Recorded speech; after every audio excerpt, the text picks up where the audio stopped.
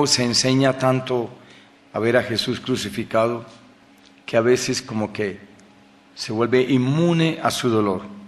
Algo así como nos hemos vuelto aquí en Colombia con los muertos, con la guerrilla y atacos, y que hubo 10 muertos. Ay, bendito sea Dios, bendito sea que no fueron 30. Y uno se va inmunizando, insensible al dolor. Yo creo que una gracia que podíamos pedirle al Señor, la gracia de conmovernos ante el dolor de Él en primer lugar y el dolor del hermano que sufre. Precisamente la palabra compasión, eso es lo que quiere decir. Compasión viene de cum, con, en latín, cum, con, patire, sufrir.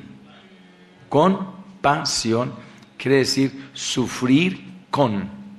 ¿Con quién? Con el otro que está sufriendo. Por eso San Pablo decía, llorar con el que llora, reír con el que ríe. Compasión, con sentir con el hermano. Y yo, cuando hablo del sacramento de la reconciliación, a ver si de pronto menciono un poquito, hablo de la necesidad de sentir la contrición. Porque si no hay contrición, el sacramento de la reconciliación va a quedar muy estéril, porque contrición quiere decir destruir, acabar, demoler, arruinar, atomizar, aniquilar el corazón por el dolor. Es una palabra latina, contere, contrición, contere, que quiere decir acabar, destruir. Bueno, entonces, deberíamos sentir en el sacramento de la reconciliación la contrición, o sea, el destruir el corazón de dolor de haber ofendido a Dios. Ese es el sentido de contrición. A tal punto que el ejemplo mejor que se puede dar, creo yo, es la persona que llora y llora y llora, y uno dice, pero por Dios se va a morir de llorar. Es llorar tanto el haber ofendido a Dios, en la misma forma que uno llora la pérdida de algo valioso, llámese persona o objeto valioso. Así debería ser la contrición. Y uno ve como sacerdote, pues comenzando con nosotros mismos los sacerdotes, que ve una gente que se venía a reconciliarse y uno piensa, bueno, está muy bien que se confiese y uno dice, mejor que los que no lo hacen. Pero yo me pregunto por dentro, si tendrá tanta contrición de corazón, no se le ve nada. Una vez me acuerdo que le dije a una persona para que se riera un poquitito, bueno, entonces está muy contrito, es decir, está muy adolorido, tiene mucha tristeza de haber ofendido a Dios, se siente muy mal. Y yo no sé si me contestó por reírse o esa persona que tiene el sentido de la broma a flor de labio y me dice, padre, pero ¿cómo me voy yo a sentir triste como pasé de agradable? Sentir, experimentar. Precisamente el Santo Padre, el Papa, hablando de la necesidad de la experiencia de Dios, me llamó tanto la atención que saqué el papel del periódico de la Santa Sede y se lo voy a leer. Miren qué interesante. Cuando una persona tiene la gracia de vivir una fuerte experiencia de Dios, es decir, un encuentro personal con Él, es como si se viviera algo semejante a lo que les sucedió a los discípulos durante la transfiguración. Por un momento se gusta anticipadamente algo de lo que constituirá la bienaventuranza del paraíso. En general, se trata de breves experiencias que Dios concede a veces, especialmente con vistas a duras pruebas. Pero a nadie se le concede vivir en el Tabor mientras está todavía aquí en la tierra. En efecto, la existencia humana es un camino de fe y como tal transcurre más en la penumbra que en la luz, con momentos de oscuridad e incluso de tinieblas. Mientras estamos aquí, nuestra relación con Dios se realiza más en la escucha, por medio de la fe, que en la visión. Y la misma contemplación se realiza, por decirlo así, con los ojos cerrados. Tener una experiencia, aunque sea breve, pero una experiencia de sentir su pasión,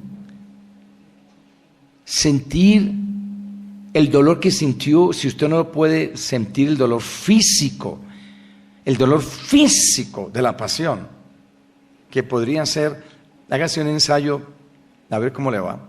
Métase una agujita en la frente. ¿Cómo duele una aguja de una inyección? Y con esta introduccióncita, yo quisiera hablarles a ustedes de parte de la acción del Espíritu Santo en nuestras vidas, pero una parte muy pequeña, porque la acción del Espíritu Santo en nosotros no termina, es tan grande, tan enorme, tan abundante, tan amplia, pero al menos un pedacito, y es la sanación que el Espíritu Santo puede dar a una persona del pecado, sanación del pecado. Permítanme, yo tomo en primer lugar a San Juan, en el capítulo 16, en el versos 7 y 8, que dice así San Juan. Les digo la verdad, está hablando Jesús por boca de San Juan. Les digo la verdad, les conviene que yo me vaya, porque si no me voy, el Paráclito, una palabra un poquito rara en español, pero que alguna hemos conocido, del griego para, junto a, para, y kaleo, llamar. Entonces, Paráclito es el que es llamado, el que se llama, eso quiere decir Paráclito. Cuando se dice bendito el Espíritu Santo, Paráclito, quiere decir bendito el Espíritu Santo que llamamos, el que venga, el que nos ayude, el abogado, el consolador. Si yo no me voy, el Paráclito no vendrá a ustedes, pero si me voy, se los enviaré. Y cuando Él venga, probará al mundo dónde está el pecado, dónde está la justicia, cuál es el juicio. Entonces, en la misma forma que el Espíritu Santo es el único que puede sanarnos la debilidad de pecar, es el único que también nos da la luz para ver el pecado. Él es el que dice, esto es pecado, esto no es pecado. Él aclara, porque todo se volvió normal. Hoy día todo es normal, todo es normal. A ver si es cierto o no. Matrimonio civil, normal, normal. ¿Usted no se entendió con la bruja y con el brujo ese? Entonces, divorcio, normal, normal. Y usted todavía está muy joven, con 40 años, y está muy joven para tener hijos. Aborte, normal, aborte, normal. Tiene un mes de embarazo, ahí no hay nada, aborte, vamos a la aborto, ahí no hay nada, normal. Relaciones prematrimoniales, normal, pues no normal. Si a mí me gustan las mujeres, me voy con ellas. Si me gustan los hombres, me voy con los hombres. ¿Normal o no? Todo es normal. Entonces yo me pregunto, y entonces los anormales somos nosotros. Los que queremos vivir la vida cristiana, normal. Y así es. Y ese viejo es muy rico y tiene muchos almacenes. Me robo porque eso está ahí, eso no se vende y me paga muy poquito. Justa compensación, me la llevo. Normal. Y al domingo llegan a la iglesia y hacen así. Señor, no soy digno que entres en mi casa. Una palabra tuya va a estar la palabra.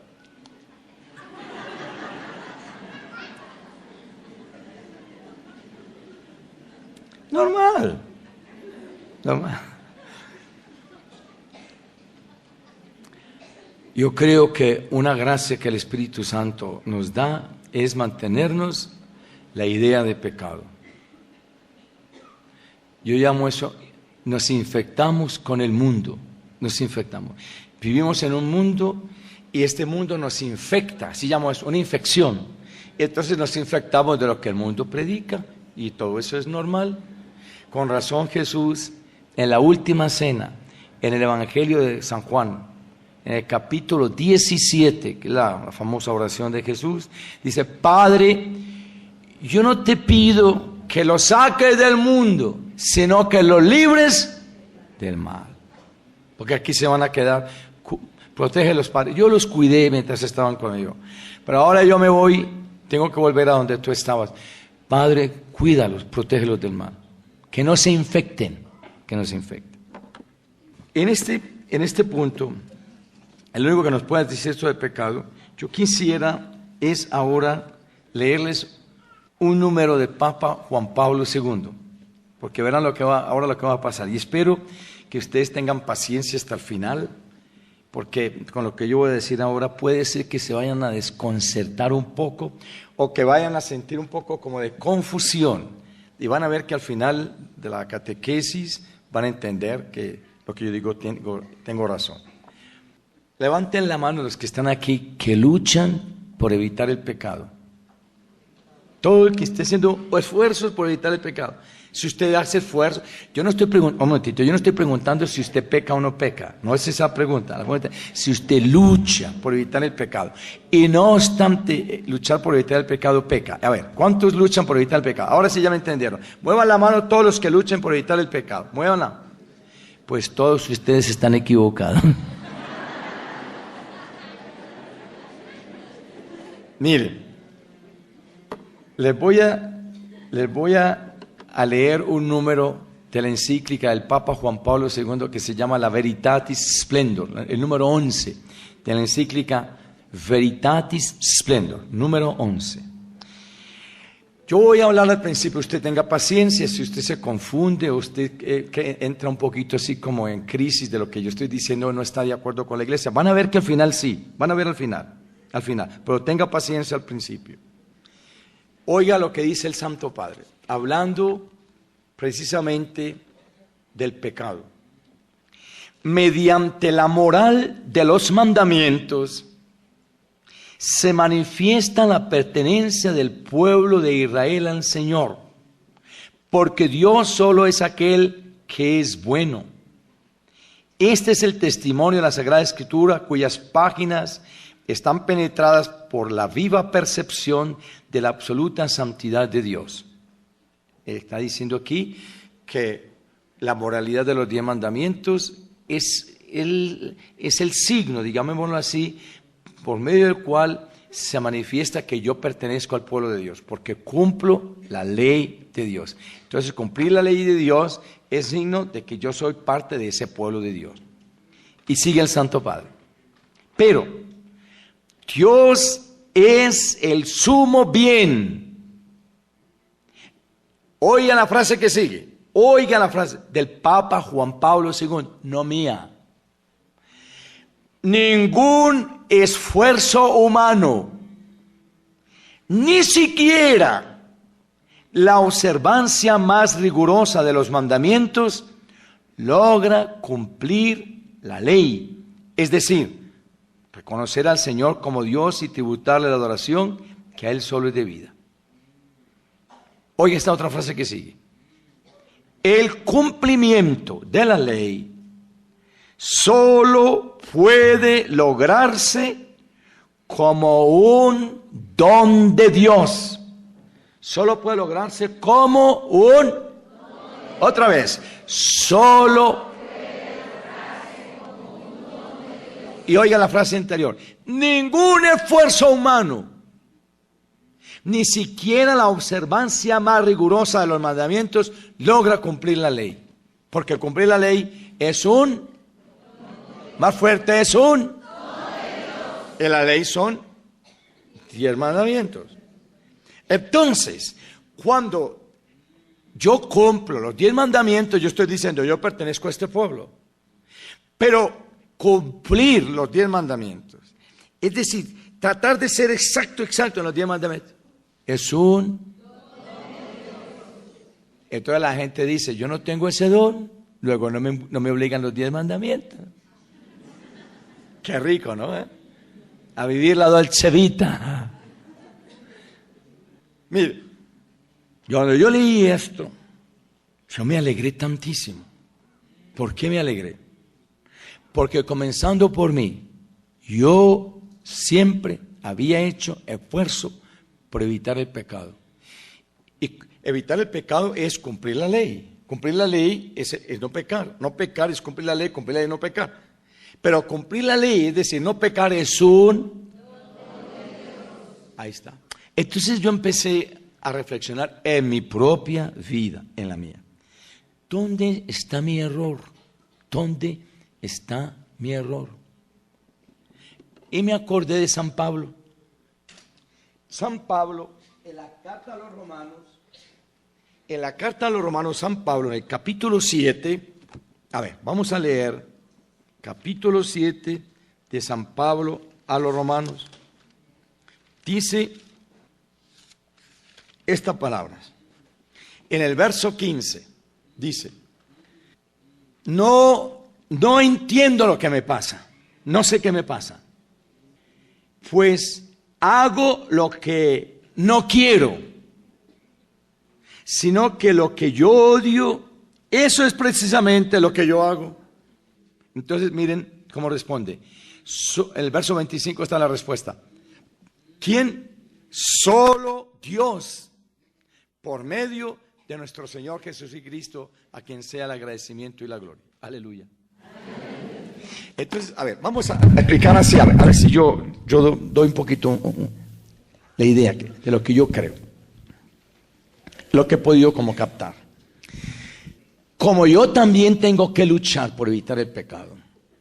Todos tenemos que luchar por evitar el pecado. Y yo eso era lo que estaba haciendo porque desde pequeñito siempre me habían dicho, y todos los sacerdotes del mundo entero son lo que han predicado. Luche por no pecar, haga un esfuerzo por no pecar. ¿A ustedes les han dicho eso o no? ¿Sí o no? Y eso es perder tiempo. ¿O no es perder tiempo? Vea que el Santo Padre lo dice, ningún esfuerzo humano. Él no dice que es perder tiempo, obvio está. Pero da una explicación, que evitar el pecado es un don de Dios. Y que eso le pasaba también a San Pablo. ¿Qué hacer? Y entonces San Pablo, por decir así, llamámoslo así, en el desespero de la lucha, por decirle un nombre, por darle un nombre, en el desespero por no pecar, ¿qué hizo San Pablo?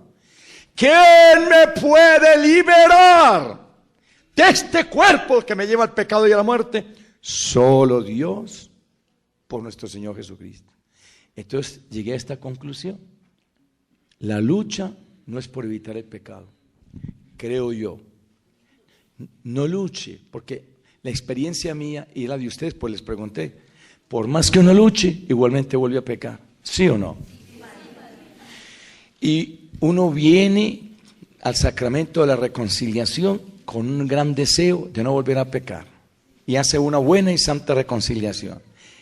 Y al otro primer viernes, vuelve con los mismos pecados. ¿O no? A ver, ¿sí o no? También yo. Entonces, ¿quién me librará? Solo Dios. Entonces la lucha es, ¿saben cuál es la lucha? Óigala, creo yo. Si estoy equivocado, no me haga caso. Pero si a usted se le hace lógico lo que yo estoy diciendo, cójalo. La lucha es cómo cada día amar más a Jesús. Cada día amarlo más. Ustedes me van a perdonar que yo diga una palabrita, una frasecita un poco vulgar. En la misma forma que el mundo habla hoy, hacer el amor. Vamos a hacer el amor. Le hice el amor. Nos hicimos el amor. Y en el fondo, ¿qué es? Es una entrega viva, personal, de ojos abiertos, de corazón palpitante. con la persona que se ama. ¿Sí o no? Yo digo que amar a Jesús no es otra cosa que luchar por hacer una entrega a Él todos los días, pero no una entrega, sino tratar de amarlo, más que de entregar, perdóname, quito la palabra esa, pongo amar a Jesús todos los días, hoy más que ayer, y eso Él se expresa por medio de acciones de amor, así como el mundo dice, tengo que utilizar esa frase un poco vulgar, pero para que me entiendan, así como dicen, vamos a hacer el amor, hacerle el amor a Jesús todos los días, y es un acto de conversación con Él. Eso es lo que la Santa Iglesia Católica llama orar. Orar. No hay más. No hay más. ¿Cómo entro yo en una comunicación con una persona que yo amo? Conversando. Y tanto nos conocemos y nos entregamos que terminamos hundiéndonos en el sacramento del matrimonio como creemos los cristianos. Eso es, yo creo, lo que hay que hacer con Dios. Y entonces, ¿qué le pasa a la persona? A la persona que entra en ese acto de amor con Dios. ¿Qué le pasa? A ver, vamos a ver, ¿qué le pasa? No, vamos primero, ¿qué le pasa? Sería el fruto, el efecto de esa comunicación con Dios. Vamos más bien a poner una frase y es esta. Si yo me dedico a amar a Jesús, a amarlo todos los días más, que esa es la lucha. La persona que se dedica a amarlo va a tener tanta unión con Él que le van a pasar dos cosas, dice San Juan. A ver, San Juan dice esta frase en su primera carta, en el capítulo 3 y en el verso 9. ¿Qué dice San Juan? Dice esto: el que ha nacido de Dios no puede pecar. A ver, vamos a decir eso en voz alta. El que ha nacido de Dios no puede pecar. Ahora, San Juan da una razón de por qué no puede pecar. Dice, porque el germen de Dios permanece en él y ha nacido de Dios y no puede pecar. Y dos veces dice no puede pecar. A ver, vamos a tratar de entender la idea. En la medida en que yo dedique mi vida a buscar a Jesús, que yo creo que es el caso de ustedes, yo digo esto, yo creo que ustedes, todos los que están aquí, están buscando a Dios. ¿Y si no, qué vino a hacer usted aquí hoy? ¿Ah? Un día de semana que no es obligación venir y venir hasta aquí. Eso es un signo de que usted está. Y la lucha es dedicarnos a buscar a Dios, pero con todo el corazón, con todo el alma y con toda la fuerza. Por eso yo les hablo a usted. Yo no estoy hablando a los que no vinieron ni quieren escuchar. A usted que quiere escuchar. Yo creo que el caso es suyo, es un caso de una persona que está buscando a Dios. Entonces, el que busca a Dios lo tiene adentro. ¿Qué dice San Juan? A ver, ¿qué dice? Que no podemos pecar. No podemos pecar. ¿Y por qué no podemos pecar? Porque dentro de nosotros está el germen de Dios. También algunas traducciones dicen la semilla de Dios. Para que se entienda más fácil, un pedacito de la naturaleza divina, más fácil aún de entender. Un pedacito de la vida de Dios. Dios es Dios porque tiene la divinidad. Por eso Dios es Dios. Porque su naturaleza es divina. La divinidad es Él. Y Él la ha querido compartir con nuestra naturaleza humana. La compartió. Entonces, cuando yo tengo lo que se llama lo que la Iglesia Católica llama gracia santificante, que a mí esa palabra la detesto porque no se entiende mucho. Es una palabra que en sí tiene mucha gracia esa persona, es tan graciosa. Ve que es la misma palabra. Y gracia en lo de los sacramentos es la vida de Dios. Nada menos la vida de Dios viene a mí. Dios comparte conmigo su vida. Dios está dentro de mí. Eso es la gracia santificante. Entonces, ese germen, esa semilla está dentro. ¿Y qué dice San Juan? Que no puede, en voz alta, no puede.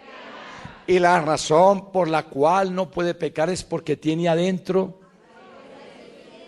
la vida de Dios. Tiene a Dios. Por eso no puede pecar. Pero aquí no termina San Juan. Vean este otro texto de San Juan. El mismo de San Juan, pero ahora primera de San Juan, capítulo 5, verso 18.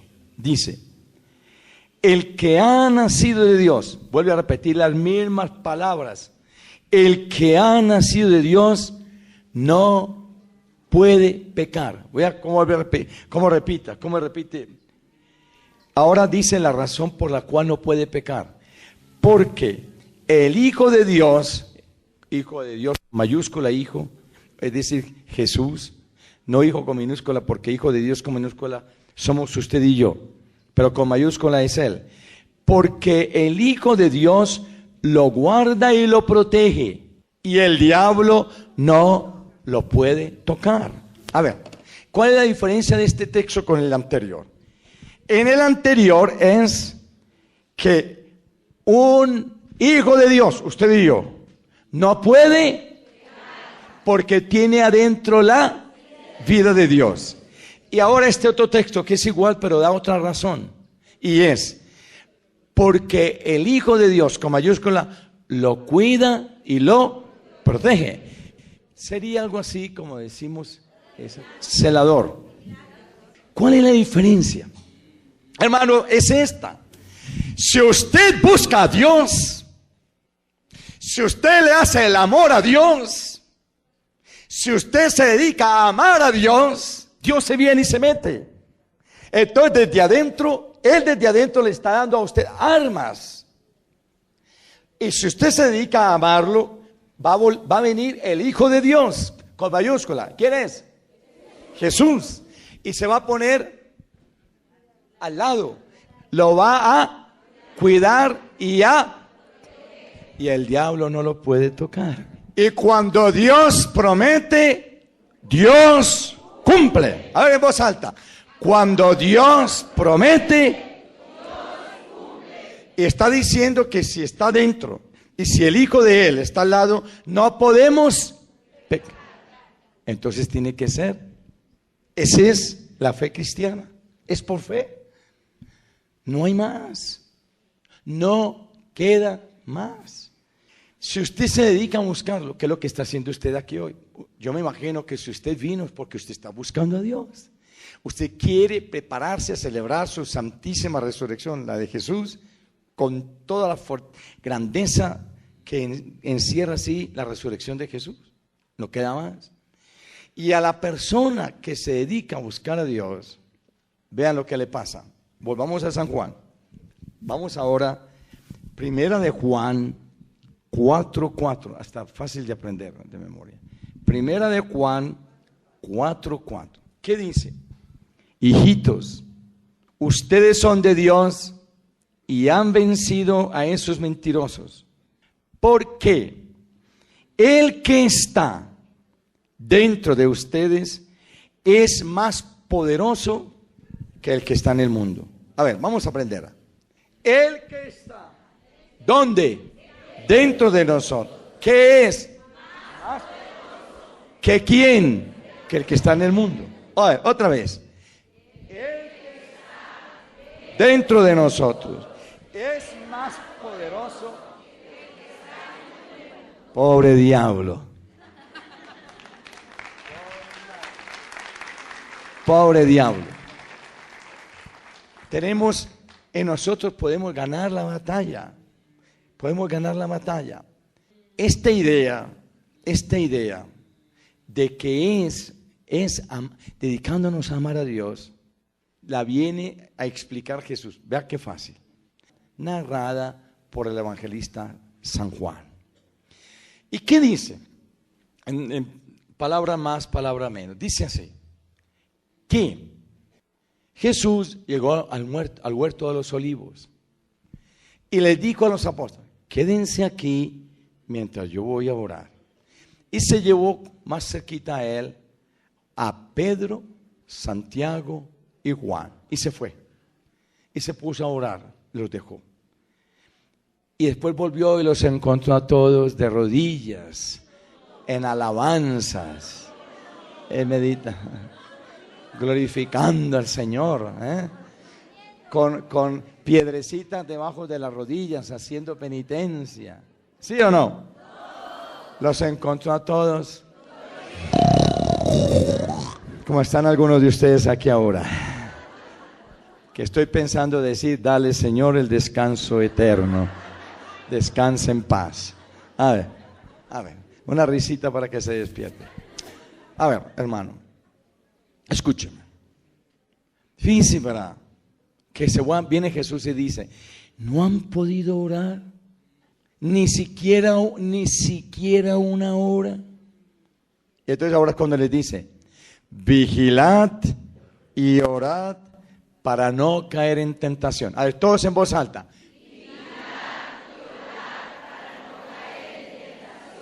Yo traduzco así y queda más fácil de aprender.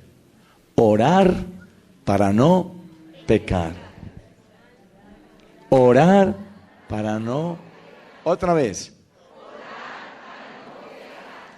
Mire, hermano, yo estoy convencido, pero profundamente convencido. La única forma para no pecar es orando. No pierda tiempo luchando. Cuando una persona me dice, Padre Darío, mire, volví a caer en este pecado. Yo lucho, pero vuelvo y peco. Yo le digo que usted está haciendo como no es. ¿Usted cuánto lucha al día? Cuando me viene la tentación. Cuando llega la tentación es cuando usted está sin armas. Y es como dice a una batalla sin armas. Y usted va sin armas, lo van a batir. Va a caer en la batalla. Esa es la lucha contra el pecado. Luchar sin armas es perder tiempo. Yo estaba predicándoles esta idea a unos sacerdotes en Guatemala. Y estaba ahí presente el padre Raniero Cantalamesa. Y ustedes sabrán que el padre Raniero Cantalamesa es nada menos el predicador de la Casa Pontificia. Es el predicador del Santo Padre, del Papa, de los cardenales. Es un hombre santísimo, inteligentísimo, famosísimo y tiene todos los sísimos.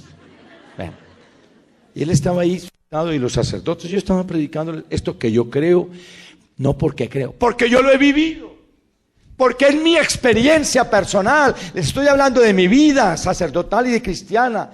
Cuánto he luchado por evitar el pecado y no he podido, hasta que descubrí, es orar. La lucha es levantarme un poquitito antes y orar. La lucha es cansado, agotado después de un retiro, predicar y confesar, y por la noche ponerme a orar. ¡Ay! Esa es la lucha. Hasta que descubrí que era así.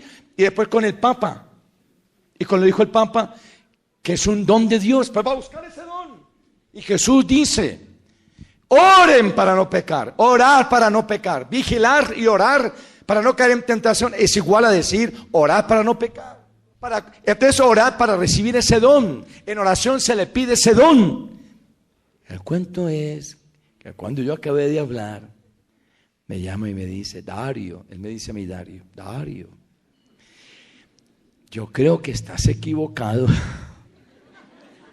Ay, padre, no me va a decir que estoy equivocado. Y me sacó una cita de Hebreos. Creo que es en Hebreos, que está en el capítulo 12. Vamos a ver si no me falla la memoria. Creo que es en el capítulo 12 de la carta a los Hebreos. Sí, en el verso 4. Hebreos 12, 4. Esta cita me la sacó el padre Cantalamesa y me dijo, mira Dario, en Hebreos dice así, ustedes todavía no han llegado hasta la muerte en su lucha contra el pecado. No han llegado hasta la muerte en su lucha contra el pecado. Hay que luchar para evitar el pecado. Le dije, bueno, padre, Le acepto que hay que luchar por evitar el pecado, pero luchar sin herramientas. Se quedó pensando. ¿Y cuáles herramientas dirías tú? La oración, no hay más. Y entonces yo le saqué a colación Lucas capítulo 4, que narra las tentaciones de Jesús. ¿Y cómo lo venció? El diablo tan sagaz se fue a tentar al mismo Jesús. Pero ¿se ha pensado usted el atrevimiento de Satanás, que tuvo el valor, la osadía de acercarse a tentar al mismo Jesús? Pero qué poder de llevar al pecado, que trató de llevar al pecado a Jesús. Y comienza a decirle que la Biblia dice, la Escritura dice, y le cita el diablo. Entonces Jesús le contesta también con la Escritura. Una tentación. Pero lo venció. Pero lo venció después de que había pasado ¿cuántos días en oración? Igualito a usted, 40 días de ayuno.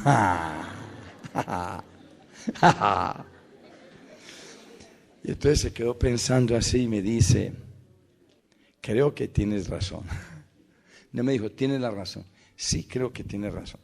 Y padre, no es que creo yo que no hay que luchar. Yo creo que más bien es como un invertir el orden. Un invertir el orden. Creo que la lucha es por orar. Y cuando oramos tenemos ese poder para no pecar, que dijo Jesús. Oren para no caer en tentación. Eso que el Santo Padre Juan Pablo II dice que es un don de Dios y se consigue en la oración. Entonces ahora sí, con esas herramientas que me da la oración, puedo luchar para llegar hasta la muerte en la lucha contra el pecado. Pero no estoy solo. Jesús está en mí. Jesús está dentro de mí. Jesús está junto a mí. Como dice una oración de San Patricio, Dios encima de mí, Dios debajo de mí, Dios a la derecha, Dios a la izquierda, Dios adelante de mí, Dios detrás de mí, Dios circundándome por todas partes, llenándome de Dios. Pobre diablo.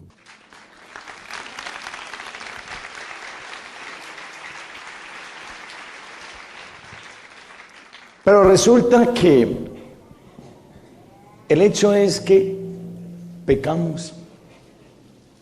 Yo creo en la promesa del buen Dios. El buen Dios, Espíritu Santo, por boca de San Juan, dijo que el diablo no nos puede tocar. Y que un hijo de Dios no puede, y dio las razones, ¿sí o no? Y cuando Dios promete, cumple. Puede ser que haya aquí personas, ustedes de buena voluntad, o por lo menos que no han llegado a tomar en serio esta vida cristiana, orar para no pecar. Y la experiencia es triste, es una experiencia atormentadora, tortuosa, que hemos pecado. Y hay pecados que marcan una persona hasta la muerte, con unas cicatrices aterradoras. De eso se necesita que el buen Dios nos conceda sanación interior. Por ejemplo, lo que he visto yo en mi vida de sacerdote es el pecado del aborto. ¿Cómo mortifica a una mujer que haya abortado? Toda la vida. Toda la vida. Y se confiesan y dice, padre, me confieso que tuve un aborto. Y yo siempre pregunto, ¿pero usted lo acabó de cometer hace reciente o es hace muchos años? No, padre, yo ya le pedí perdón a Dios. Y si le pidió perdón a Dios, entonces ¿para qué vuelve a repetirlo? No, padre, es que yo no tengo paz. Entonces usted lo que necesita es sanación de recuerdo de pecar, pero no perdón de pecar, porque ya usted pidió perdón y ya Dios le perdonó. Pero es una realidad que mucha gente en el mundo vive angustiada con esto. También hombres, no tanto diría yo, más marcadas quedan las mujeres que los hombres. Pero también cuando un hombre toma a Dios en serio, y él fue el que ayudó y el que indujo y el que motivó y el que pagó, etcétera, etcétera, también lo atormenta mucho. Matamos el fruto de nuestro amor, pero mucho más la mujer, a tal punto que en un congreso de médicos católicos de pastoral sanitaria, cada 4 años hace congresos mundiales de médicos, y yo asistí a un congreso de esos y me tocó una ponencia que me llamó mucho la atención. Fue de un médico oncólogo muy católico que contó que él estaba haciendo, ya llevaba no sé cuántos años haciendo un estudio de cánceres de seno, y se encontró en un porcentaje muy elevado de mujeres que tenían cáncer de seno en su vida habían cometido abortos. Entonces decía que cáncer de seno está muy unido a un aborto, porque el seno es signo de la maternidad, la mujer que amamanta a su hijo. Entonces es la maternidad, y al haber cometido un pecado de aborto quedaban con secuelas, y decía entonces que se estaba descubriendo que muchas enfermedades de cáncer de seno eran unidos a esto del pecado del aborto, unido porque es la maternidad, y que él estaba descubriendo eso, por lo menos contaba, y a mí se me hace sentido que es muy probable que se desarrollen por el poder de la mente. Yo lo aborté, la maternidad. Me tocó un caso en una ciudad, una mujer que tuvo 5 abortos de novia con su marido. Mejor dicho, cuando yo la conocí ya estaba casada y no podía tener hijos. Y de novia con ese mismo marido, cuando estaban de novios, tuvo 5 abortos. Y ella abortó porque él le decía: si usted no tiene relaciones conmigo, quiere decir que no me quiere. Y ella quería mucho a ese hombre. Entonces, para agarrar al hombre y no seguirse, tenía relaciones, quedaba embarazada. Esto le decía: y yo no quiero ese hijo, porque es un hijo que no estamos casados, yo no lo quiero, y si usted no aborta es que no me quiere. Entonces iba a abortar. Entonces tenía relaciones mostrándole que lo quería, y quedaba embarazada y tenía que ir a abortar para mostrarle también que lo quería. Se casaron al fin y no pudieron tener hijos, ni uno, y habían pasado como 15 años, y entonces ahora la amenaza era: la voy a dejar porque usted no me da hijos. Perdónenme que les diga, pero a mujeres algunas estúpidas, ¿no? Ahí sí se va lo del adagio, ¿no? Que el amor es ciego. Enceguecida de amor por ese hombre, hacía lo que le daba la gana. La tenía de muñeca, a jugar con ella. Y después la lucha, y entonces se le complicó el amor al marido, el remordimiento de haber matado 5 criaturas, el sentirse que estaba castigada por Dios. Y todo eso lo fue juntando, y eso es lo que se llama somatizar. O sea, que se ve en el cuerpo el efecto de un problema espiritual, psíquico, un remordimiento. Entonces el remordimiento lo somatizaba en el cuerpo, y entonces ella rechazaba la maternidad, ella misma la rechazaba. Cuando yo la conocí, ya habían pasado muchos años de casados, me contó eso. Me puse ahora como sanación interior con ella. Ella sufría de unas migrañas aterradoras y vómitos, y al final, cuando tenía 48 años, el buen Dios le concedió mellicitos.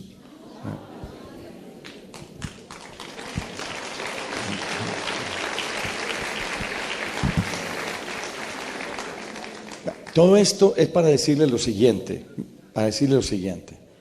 así como les dije que la lucha no es por evitar el pecado, sino por amar a Jesús y demostrárselo con actos de amor. Que no llegue la noche y decir: hoy no te dije ni una palabrita de amor. Imagínense que el esposo llegue a la casa Y vaya, y nunca ni una llamadita de parte del esposo, muñeca preciosa, mi apito, muñeca, que nunca. Se debe sentir muy desilusionado el cónyuge, sea o el hombre o la mujer, porque de novios tanta melaza, y se casan y se van perdiendo los detalles del cariño, el afecto. Debe ser muy desilusionador. Yo que entregué mi vida a mi cónyuge, el hombre o la mujer, el que sea, y no recibí nada de cariño, debe ser muy desilusionado. Algo debe sentir Dios, desilusión. Redimirnos con la redención tan aterradora y que no reciba de nosotros una palabrita de agradecimiento, de cariño, de afecto. En la misma forma que le dije, no luche por pecar, que es perder tiempo. No se preocupe si ha pecado. No se preocupe. Yo creo que a nosotros los que estamos buscando al Señor, el recuerdo del pecado no nos debe hacer ni cosquillas. Así creo yo. A lo que a nosotros nos debe preocupar es si no amamos a Dios. Eso sí nos debe preocupar. No se preocupe porque pecó, no se preocupe. Dije eso, como decía el padre García Herreros: Señor, en tus manos nos encomendamos este día que ya pasó y la noche que llega. Señor, en tus manos entrego este pecado que cometí, lo envuelvo en tu sangre y me entrego a tu misericordia. No se preocupe por el futuro ni por el pasado. A nosotros nos debe preocupar es si no amamos a Dios. Eso sí nos debe preocupar.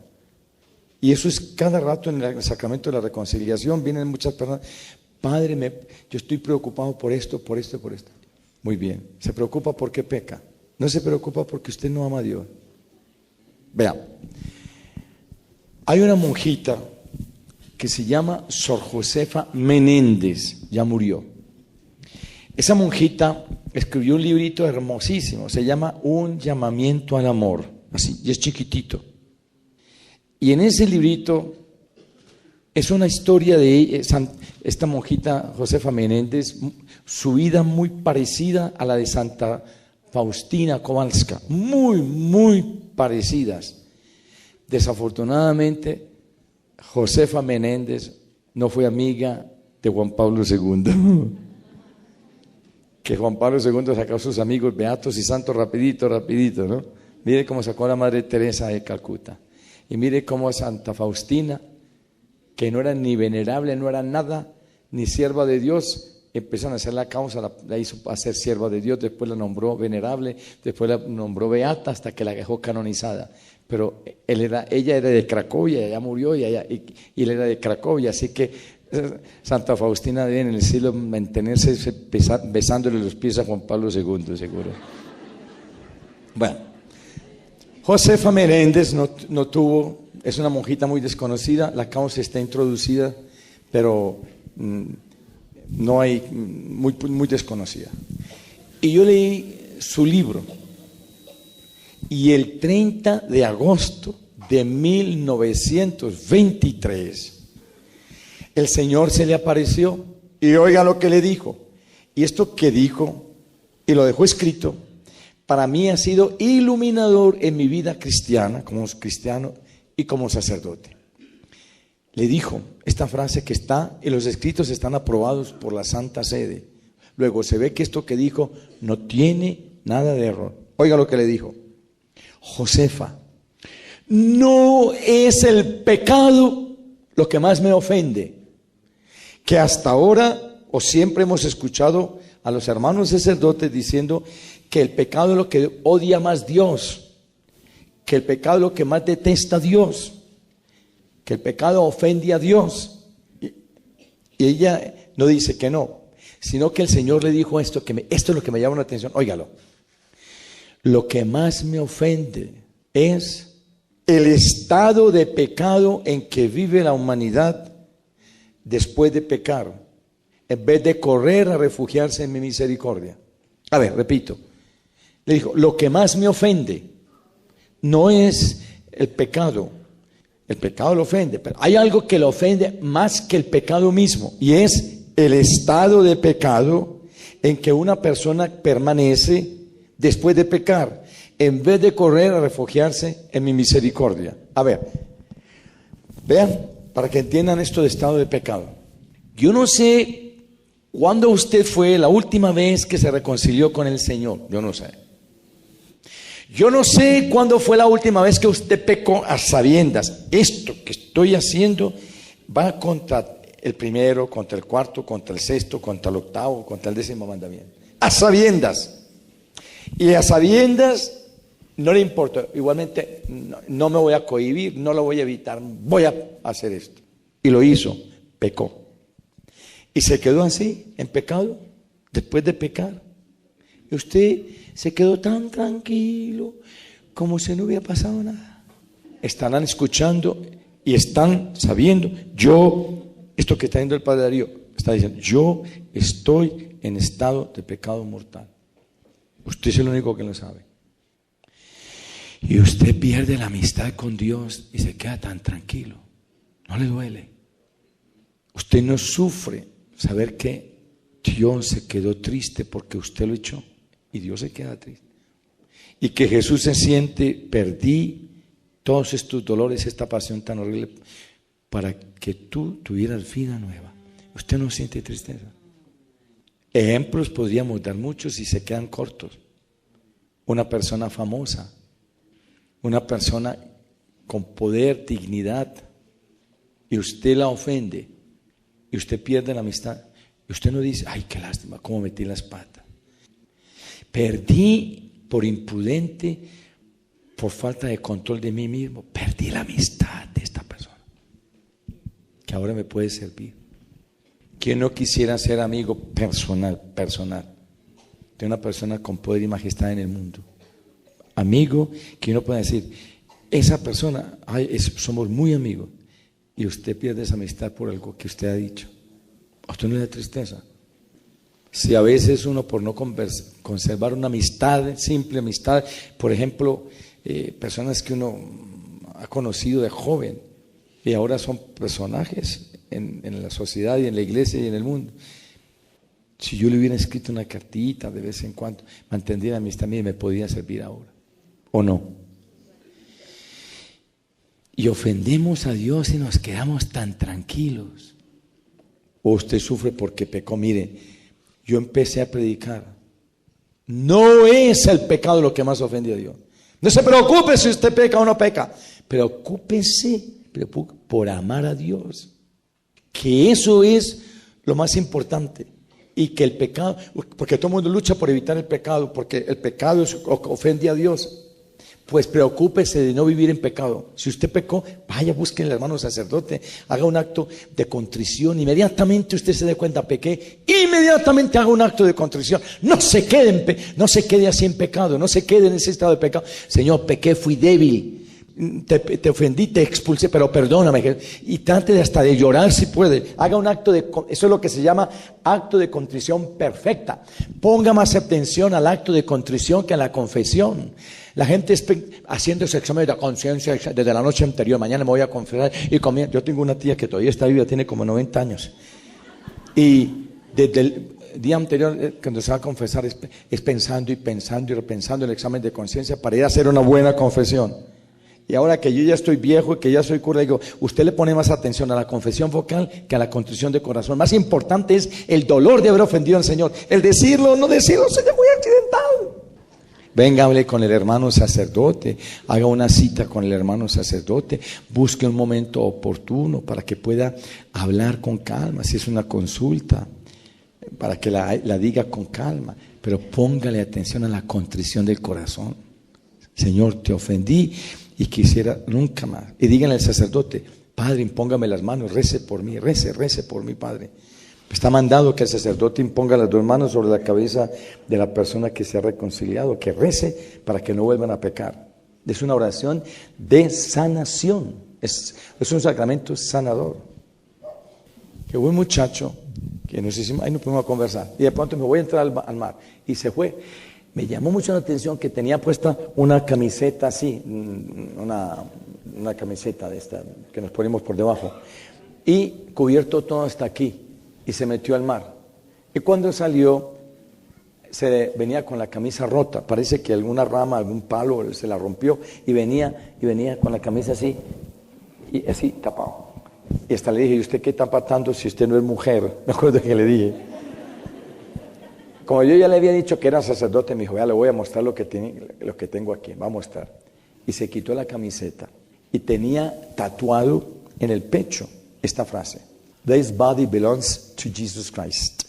En inglés, en español es: este cuerpo pertenece a Jesucristo. Se ha hecho marcar. Y me llamó tanto la atención. ¿Y usted por qué se hizo poner eso? Yo, Padre, porque mi vida en el pasado no fue sino pecar y hacer pecar. Y desde que conocí a Jesucristo me arrepentí, tomé en serio la vida de Jesucristo. Entonces, para evitar buscar mujeres, me marqué: este cuerpo pertenece a Jesucristo. De modo que si acaso tengo la debilidad de buscar una mujer, cuando lea esto, pegue carrera y se vaya.